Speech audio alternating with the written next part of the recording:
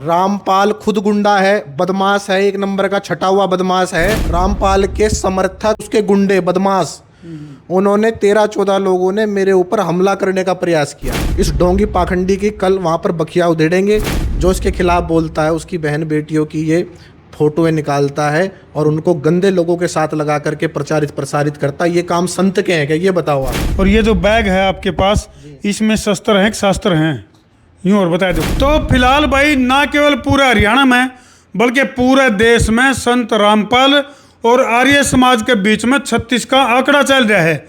और आर्य समाजियों की अगर मैं बात करूं तो एक तरफ तो नारे लावे हैं, अभी हमारे जो सिद्धांत हैं वह अकाट्य हैं, लेकिन उसके बावजूद भी एक संत रामपाल की टक्कर को नहीं ली जा रही। तो इसे कड़ी में हमारे के लिए मौजूद हैं गुरुकुल कालवा से आचार्य राजेंद्र जी और स्वामी दिव्यानंद जी, जिनके ऊपर कुछ दिन पहले कंडेला में रामपाल के जो समर्थक थे उनके द्वारा हाथापाई करी जाने की कोशिश करी गई थी। तो स्वामी जी प्रणाम जी, नमस्ते जी। नमस्ते जी। स्वामी जी नमस्ते जी। नमस्ते जी। नमस्ते। तो दोनों ही आर्य समाज के धुरंधर सन्यासी हैं। और स्वामी दिव्यानंद जी की बात करूं तो युवा सन्यासी हैं, पढ़े लिखे हैं। आचार्य राजेंद्र जी की बात करूं तो लगातार जो है लंबे समय से गुरुकुल कालवा में अपनी सेवाएं दे रहे हैं और आचार्य बलदेव जी के परम शिष्यों में से एक हैं। तो आचार्य बलदेव जी आप लोगों को अकाट्य सिद्धांत देके गए हुए हैं। और अगर फिलहाल की अगर मैं बात करूं, मौजूदा स्थिति की बात करा तो संत रामपाल, जो कि अपने आप को स्वयंभू भगवान भी साबित करे है, तत्वदर्शी भी बतावे है अपने आप ने, और कभी जो है वो कबीर साहब को भगवान बतावे है, और भी कई सारी चीज़ें हैं। उन सिद्धांतों की आपके ऊपर काट उनके तुरफ के इक्के हैं कि नहीं है, मामला क्या चल रहा है?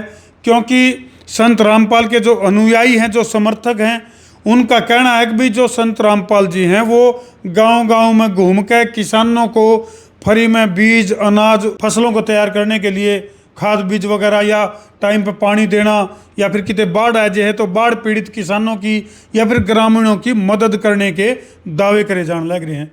तो ऐसे व्यक्ति का विरोध क्यों? देखो, ऐसा है कि भलाई के कामों का कोई विरोध नहीं होता है, पर वास्तव में भलाई के काम होने चाहिए। ये तो देश को एक भिखारी जैसा सिद्ध किया जा रहा है कि देश के पास कुछ नहीं, और जो लोगों की एक प्रवृत्ति है उसको और ज़्यादा रूप से बिगाड़ा जा रहा है। भारत ऐसा देश था, यहाँ पर कोई पूरे देश में भिखारी नहीं था। राजाष्टपति घोषणा करता न तेनो जनपदे न कदर्यो न मध्य, ये देश सोने की चिड़िया रहा है। पर इस प्रकार से इसको एक भिखारी जैसा बना देना, जो किसान अन्नदाता हुआ करता था वो उस किसान को ऐसा दिखाया जा रहा है कि ये तो बिल्कुल जैसे भिखारी हो। ये जानी बूझी योजना है, 2-4 आदमियों से मिलकर के ऐसी वीडियो और ये काम किए जाते हैं, बरगलाया जाता है लोगों को। लेकिन वास्तविकता ये है कि अभी ये देश अपना उन्हीं लोगों का है। यहाँ के लोग बड़े दानी हैं, सज्जन महापुरुष हैं, और इनके साथ मान लो कोई 1-2 इस प्रकार का कर भी रहा है तो उसकी हम निंदा करते हैं।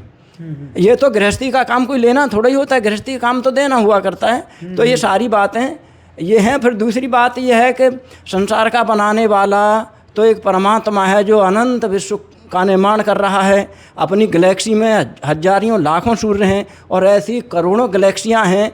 ये कबीर को लिए घूम रहा है, ये कोई इसकी कोई दावे वाली बात नहीं है। और इसको हम पहले हमारे पूज्य आचार्य जी ने भी इसको चैलेंज दिया था। इसके आश्रम पर जाकर के ये 144 धारा लगा करके अंदर आश्रम के बंद हो गया था। तो आर्य समाज का तो हमेशा ही है कि ये तो खुली किताब है, इसको कोई पढ़े। और हमारा तो आरंभ से अब क्या बार बार उसको दोहराना है, चैलेंज वाली बात ऐसी कुछ नहीं है, हमारा तो है ही ये। चलिए, स्वामी दिव्यानंद जी, जिनके साथ कंडेला के अंदर महापंचायत में हाथापाई करने का प्रयास किया गया, तो स्वामी जी क्या वो मामला था? कंडेला के अंदर जैसे ही आप पहुंचे और एक पत्रकार को आप इंटरव्यू दे रहे थे, उस दौरान ऐसा क्या हुआ कि आपके साथ हाथापाई की नौबत आ गई? जी, मुझे वहाँ कंडेला पंचायत में निमंत्रण दिया गया था और मैं निमंत्रण पे वहाँ पहुँचा और पंचायत में मैंने अपनी बात भी रखी। और जब मैं बात रख करके आ रहा था तो कुछ मीडिया के भाई थे, वो बोले स्वामी जी हम आपकी बाइट लेना चाहते हैं, पाखंड पर आप कुछ बोलिए। तो मैं पाखंड पे जैसे ही बोल रहा था तो वैसे ही रामपाल के समर्थक और आज की दृष्टि को देखे तो उसके गुंडे बदमाश, उन्होंने 13-14 लोगों ने मेरे ऊपर हमला करने का प्रयास किया। नहीं, आप गुंडे और बदमाश शब्द क्यों इस्तेमाल कर रहे हैं? आप ये भी तो कह सकते हो कि भी वो रामपाल के अनुयायी या समर्थक।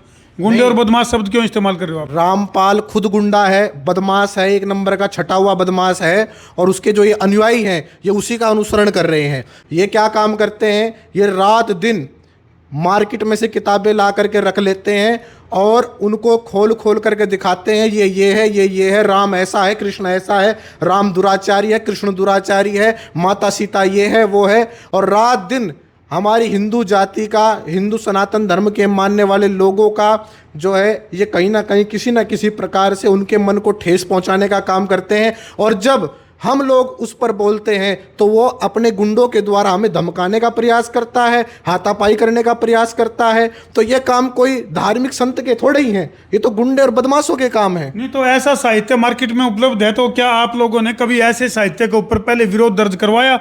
अभी जो साहित्य मार्केट में उपलब्ध है उसी साहित्य को आधार बना के संत रामपाल और उसके समर्थक जो है वो सनातन धर्म की धज्जियां उड़ा रहे हैं, तो उसके ऊपर पहले से कुछ काम किया आप लोगों ने? जी, जितना भी जो मिलावट अर्थात प्रक्षिप्त शास्त्र मार्केट में है उन सबको शुद्ध कर करके आर्य समाज ने उन्हीं का जो है अनुवाद करके समाज में उनको रखा है। तो आर्य समाज ने सबसे पहला काम यही किया था, जो मिले हुए शास्त्र हैं जिनमें मिलावट हुई थी उन मिलावटों को दूर करके समाज के समक्ष रखा। जैसे मनुस्मृति, मनुस्मृति में कई लोग कह देते हैं जात पात का विधान है, छुआछूत का विधान है और अन्य चीज चला देते हैं। लेकिन स्वामी दयानंद जी महाराज आए और उन्होंने वेदों के अनुसार बताया कि भाई जन्म से ना कोई ब्राह्मण है, ना क्षत्रिय, ना वैश्य है, ना शूद्र है, सब अपने कर्मों से है। जो जैसा कर्म करेगा वो वैसा ही हो जाएगा। अब आप खुद विचार करो, एक ब्राह्मण का बच्चा है वो पैदा होते ही ब्राह्मण नहीं बन सकता, डॉक्टर का बच्चा है तो डॉक्टर का बच्चा पैदा होते ही कोई ऑपरेशन करना थोड़ा ही सीख लेता है।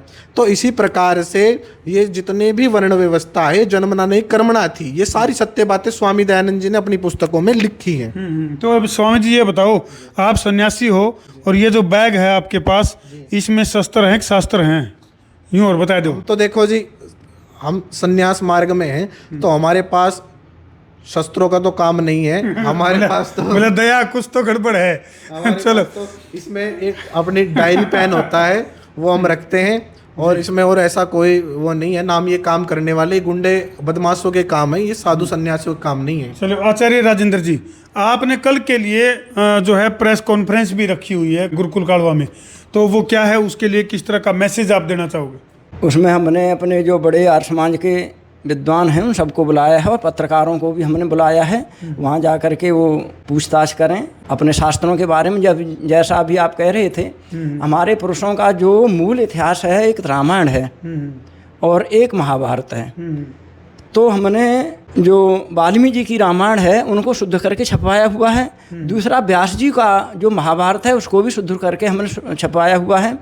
इन दोनों इतिहास ग्रंथों में अपने महापुरुषों की बहुत प्रशंसा है और इस प्रकार का कोई लांछन नहीं है। और जो लांछन थोड़ा बहुत लगाया गया है तो ये बीच के काल में हमारा देश बहुत लंबे समय में गुलाम रहा है। आचार्य जी, कारण क्या था? हमारे जो महापुरुष हैं, चाहे वो श्री राम की बात करें, चाहे वो योगेश्वर श्री कृष्ण की बात करें या फिर महादेव शिव की बात करें, जितने भी अपने महापुरुष हैं उनके ऊपर लांछन लगा करके साहित्य में मिलावट करी गई है।